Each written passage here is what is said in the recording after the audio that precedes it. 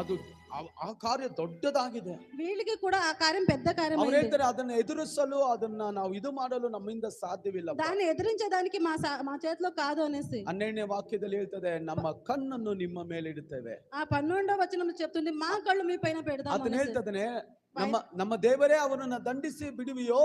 ఆయన ఇలా చెప్తున్నా, మా దేవుడు వాళ్ళని దండించాలా? ನಮ್ಮ ಮೇಲೆ ಬಂದಿರೋ ಈ ಮಹಾ ಸಮ್ಮುಖಕ್ಕೆ ಮುಂದೆ ನಿಲ್ಲುವುದಕ್ಕೂ ನಮ್ಮಿಂದ ಬಲ ಸಾಲದು. మా ముందు వచ్చిన ఈ మహాసైన్యం ముందు ನಾವು ಏನು నిలిచేదానికి మాకు ಮಾಡಬೇಕು బలం లేదు ನಮಗೆ అనేసి. ತಿಳಿಯದು. మేమేం చేయాలో మాకు తెలియదు. ನಮ್ಮ ಕಣ್ಗಳನ್ನ ನಿಮ್ಮನ್ನು ನೋಡುತ್ತದೆ.